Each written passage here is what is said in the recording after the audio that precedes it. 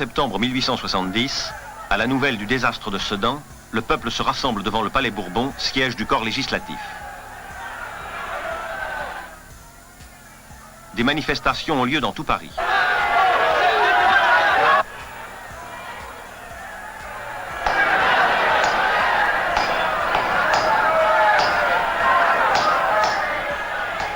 À l'Hôtel de Ville, la République naît dans les acclamations. Jeune député, Léon Gambetta proclame la déchéance de l'Empire. Gambetta a 32 ans. Il appartient à ces hommes nouveaux dont les parents n'ont exercé aucune fonction publique. Le talent de Léon Gambetta s'est imposé dès ses débuts d'avocat à Paris. En 1868, un réquisitoire contre le coup d'État de Louis-Napoléon Bonaparte le rend célèbre. Un gouvernement de défense nationale se forme. Immédiatement, il exhorte les Français à la lutte contre l'envahisseur. Citoyens de Paris, la République est proclamée. Un gouvernement a été nommé d'acclamation. Le gouvernement invite les citoyens au calme. Le peuple n'oubliera pas qu'il est en face de l'ennemi. Le gouvernement est avant tout un gouvernement de défense nationale. Pour les hommes de 1870, comme pour les soldats de 93, la foi républicaine et le patriotisme sont inséparables. La guerre se poursuit. Les Prussiens arrivent devant Paris. Les faubourgs sont soumis au bombardement ennemi.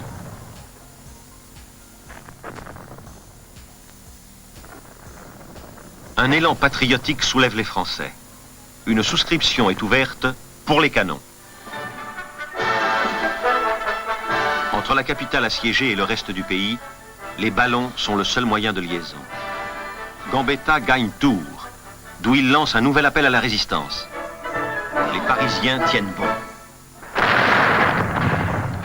Mais la nouvelle d'un autre désastre parvient à Paris. Dans Metz investie, le maréchal Bazaine a capitulé sans combat.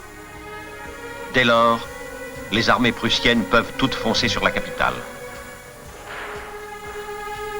Paris est réduit à la famine. Dans les boucheries, on vend de la viande de chien et de chat. Le rat devient un mets très recherché. Les mobiles tentent de briser l'encerclement. Ils sont massacrés à Buzenval.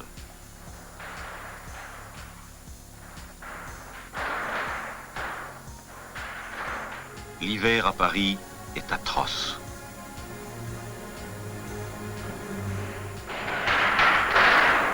L'étau se resserre. Les Uhlans arrivent à Châteaudun. Bivouac à Orléans. La défaite est totale. À Versailles, le roi de Prusse se fait proclamer empereur d'Allemagne. Au sein du gouvernement de défense nationale, les partisans de l'armistice l'emportent contre Léon Gambetta. Le 28 janvier 1871, Jules Favre le lui télégraphie. Nous signons aujourd'hui. L'Assemblée nationale se réunit à Bordeaux. Victor Hugo est parmi les élus. Mais les monarchistes occupent près des 2/3 des sièges. Cette victoire électorale de l'antique noblesse est acquise grâce à la France des campagnes. L'Assemblée se prononce pour la paix, c'est la perte de l'Alsace et de la Lorraine. Les députés de ces provinces quittent l'hémicycle après avoir lu cette protestation. Livrés au mépris de toute justice et par un odieux abus de la force à la domination de l'étranger, nous déclarons nul et non avenu un pacte qui dispose de nous sans notre consentement. Adolphe Thiers est nommé chef du pouvoir exécutif de la République. Mais il s'engage à ne pas précipiter l'installation du régime républicain. D'autres tâches l'attendent. Les troupes allemandes défilent sur les Champs-Élysées. Le 10 mai 1871, à Francfort, le traité de paix est signé.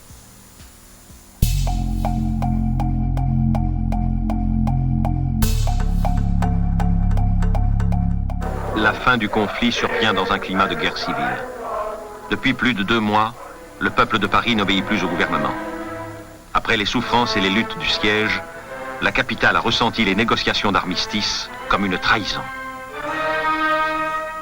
Les généraux Lecomte et Thomas, ayant été chargés par le gouvernement de M. Thiers de récupérer sur la butte Montmartre les canons des Parisiens, une émeute populaire éclate. La foule et la troupe fraternisent. Les 2 généraux sont fusillés. Ainsi, la commune naît de façon fortuite le 18 mars 1871 dans une ville désespérée et à bout de ressources. Elle fut un argument pour Karl Marx et devint aux yeux de beaucoup un symbole. Elle provoqua des polémiques passionnées. La commune est un sursaut du patriotisme blessé, comme en témoigne le colonel Rossel, qui rejoint Paris après avoir écrit au ministre de la Guerre. Certains membres du conseil de la commune se réclament du comité de salut public et de la tradition jacobine. D'autres, qui ont appartenu à la première internationale, sont pacifistes. Beaucoup veulent édifier une société socialiste. Le gouvernement de M. Thiers et l'Assemblée nationale s'installent à Versailles, où l'on ne comprend pas le mouvement qui s'est emparé de la capitale. Émile Zola constate que, pour les Versaillais, Paris paraît un repère de bandits dont tous les habitants sont à fusiller. Georges Clemenceau, maire de Montmartre, est parmi les rares qui saisissent les différents aspects du drame. Sa voix ne peut être entendue. L'intolérance et la passion règnent dans chaque camp. La colonne Vendôme est abattue par les insurgés. Le 21 mai, les troupes versaillaises entreprennent de réduire la commune et pénètrent dans Paris. Les combats sont acharnés. C'est la semaine sanglante, plus de 20 000 personnes tombent. Des otages sont fusillés.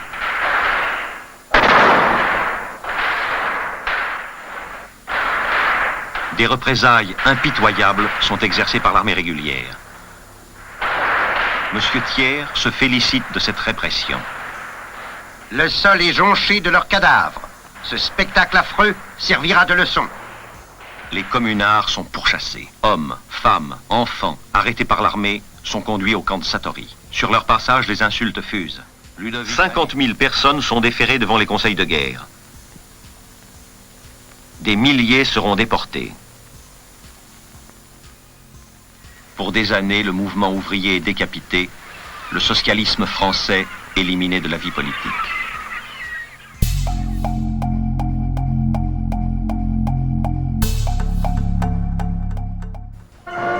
La République triomphe. Elle fait de la Marseillaise son hymne national. En 1879, le 14 juillet devient fête nationale.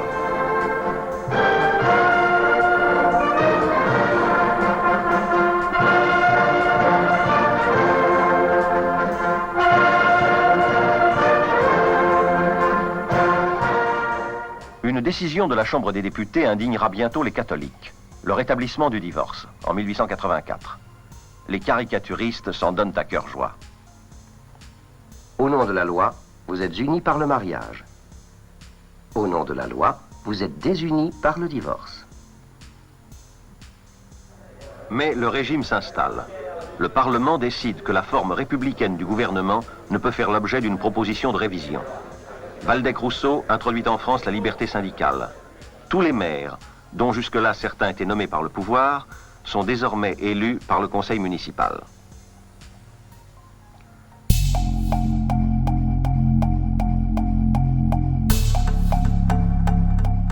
À l'école communale, les enfants apprennent les bienfaits de la République, qui sont nombreux. La patrie nous garantit certaines libertés qui font notre bien-être et assurent notre sécurité et notre dignité. Les principales sont la liberté individuelle, la liberté de conscience, la liberté de travail, enfin la liberté de la parole, de la presse et de réunion. La réforme essentielle est due à Jules Ferry. Ce Lorrain, républicain de toujours, reste fidèle au défi qu'il avait lancé sous le Second Empire. Je me suis fait un serment. Entre tous les problèmes, j'en choisirai un auquel je consacrerai tout ce que j'ai d'intelligence, tout ce que j'ai d'âme et de cœur, de puissance physique et de puissance morale. C'est le problème de l'éducation du peuple. L'enseignement primaire est rendu obligatoire, gratuit et laïque. Jules Ferry explique la portée de cette mesure. Lorsque toute la jeunesse française se sera développée, aura grandi sous cette triple étoile de la gratuité, de l'obligation et de la laïcité, nous n'aurons plus rien à craindre des retours du passé. Dans un enthousiasme que n'entament ni les difficultés matérielles, ni les attaques des conservateurs, les instituteurs s'appliquent à leur tâche. Ils ont conscience de bâtir une société meilleure, fondée sur le respect des droits du citoyen. On enseigne à tous les enfants le catéchisme républicain. Jules Ferry fait distribuer dans les écoles 20 000 exemplaires des Chants du soldat de Paul Déroulède. Les écoliers apprennent à manier les armes, à défiler en bataillon scolaire. André Siegfried a évoqué cette période. Même tout petit, nous savions l'humiliation, la diminution de la défaite. Mais nous grandissions en même temps dans l'espoir de la revanche, dans le culte du drapeau, dans l'admiration de l'armée à leur envoi de renaissance. C'était le temps des bataillons scolaires, et l'on voyait comme un spectacle naturel les instituteurs conduisant militairement leurs troupes d'écoliers. Le sport existait à peine, mais la gymnastique faisait partie du patriotisme, et les moniteurs, athlétiques et vêtus de blanc comme à l'escrime, apparaissaient comme une annexe de l'appareil militaire. Le développement des écoles primaires à la fin du XIXe siècle. Classe de filles, école d'Elem. Photographie conservée aux archives départementales du Nord. Classe de garçons, école d'Elem. Photographie conservée aux archives départementales du Nord. Le progrès de la scolarisation est une tendance générale en Europe de l'Ouest au XIXe siècle. De gros efforts sont entrepris pour la construction et l'aménagement de bâtiments permettant un véritable enseignement. En France, l'école telle que nous la connaissons aujourd'hui, avec de grandes classes largement éclairées, date de la Troisième République. Ces photographies prises à l'école primaire d'Elem, dans la banlieue de Lille, à la fin du XIXe ou au début du XXe siècle, montrent des classes séparées de filles et de garçons, car la mixité n'existe pas. Spacieux et confortables, ces locaux neufs, clairs et aérés répondent aux règles prescrites par la loi du 17 juin 1880. Hauteur de 5 mètres sous plafond, sans colonne métallique de soutènement, 3 rangées de tables par classe, avec un couloir de 50 cm entre chaque rangée, de façon à ce que chaque élève dispose d'au moins 1,25 m² et 6,25 m3.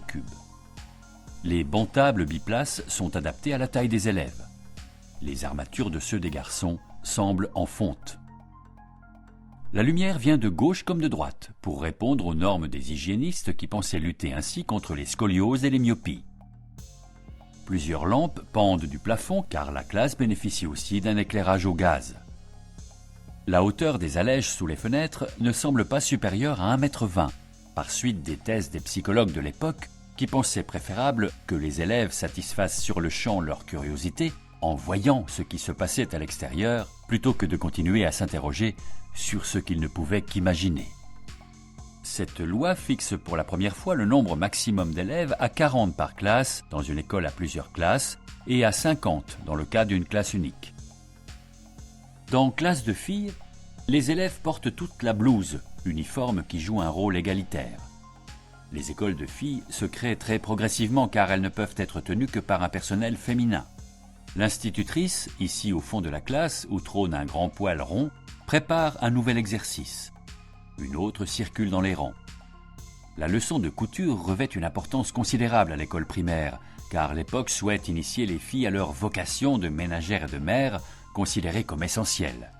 Le choix de cette activité pour la photo trahit la méfiance persistante du pouvoir vis-à-vis des femmes, de leur éducation, de leurs éventuelles revendications en matière de droit de vote. Les coiffures des petites filles dégagent le front, et les cheveux des garçons sont coupés très courts pour des raisons d'hygiène. La leçon d'écriture suscite la même application dans cette classe de garçons. Sur le mur du fond sont affichées de grandes planches d'anatomie, de botanique et de zoologie, qui manifestent l'orientation scientifique recherchée pour la formation des esprits. Dans une armoire bibliothèque classique sont soigneusement rangés les manuels et le nécessaire métrique. L'instituteur se trouve sur la gauche. Le deuxième personnage, au fond de la classe, pourrait être l'inspecteur primaire. Vêtu d'une jaquette et d'un gilet orné d'une chaîne de montre, il porte un collier de barbe, ce qui était un signe extérieur de radicalisme sous le Second Empire. Après 1880, l'enseignement devient enfin efficace. Il le doit à des conditions matérielles transformées, à une réelle organisation pédagogique et à une véritable révolution des méthodes.